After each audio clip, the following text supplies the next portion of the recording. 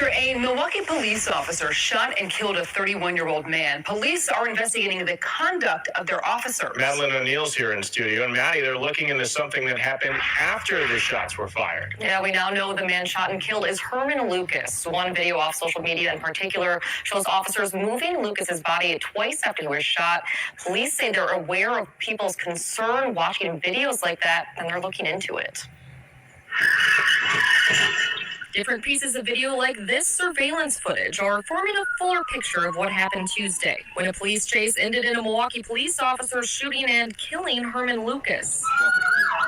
Police say they tried to pull over the 31-year-old because he was driving without plates. They say he went through a red light, crashed into another car, then got out and ran. Police say they ordered him to drop the gun in his hand, then an officer shot him.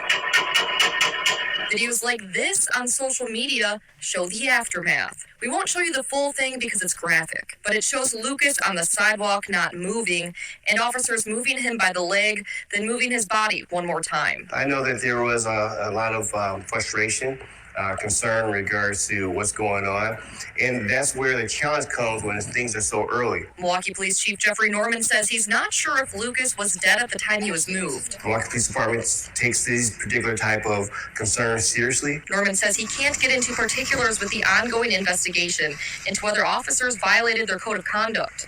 He does say, in general, officers must secure a scene before rendering aid. In what situation is it appropriate for officers to move a body? To ensure that you have the ability to render first aid. Let's be clear.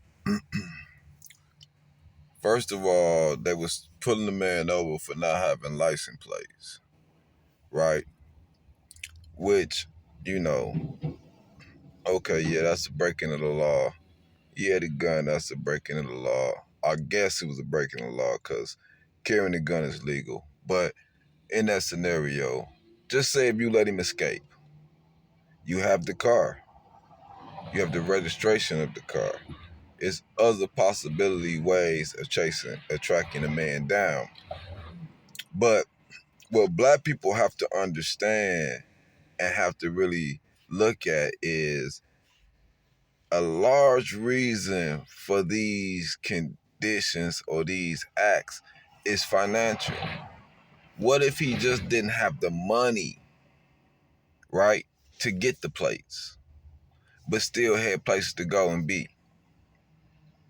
It cost $300, something like that, $250, $300, $400, depending on how much he paid for the car to get the plates. What if he just didn't have the money? What if he had, what if he had conflict or something where somebody wanted to do something to him, so he had the gun, but he was on parole and couldn't have the gun. So when the chase started, he had the gun in his lap. So then he had to take off running with the gun. That doesn't mean he had intent to do harm with the gun.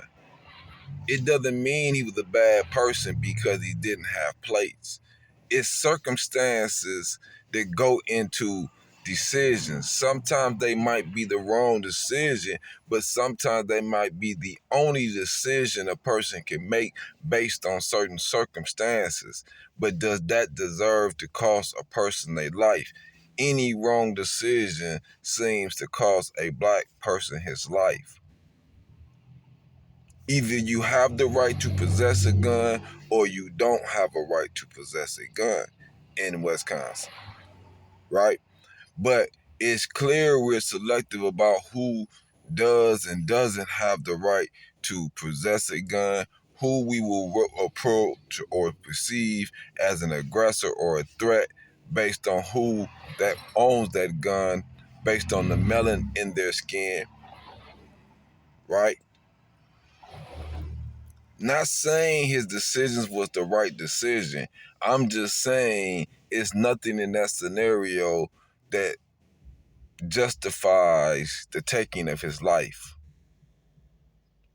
But it's so easy for people to justify the taking of black people's life. He had it. He was driving without plates. That means a death sentence. He had a gun. Guns are legal. Why would he have a gun? Who get killed more, police or black men? We have to be honest. All these white people want to possess guns and own guns, but are they dying at the rate that black men are dying? So if they are not dying at the rate of black men, and black men are dying at a higher rate in our inner city communities, right? Why would we not want to protect ourselves? Why would white people only have the right to protect themselves? Because they might have incriminated or locked you up for having marijuana possessions at one time, and so you can't possess a weapon.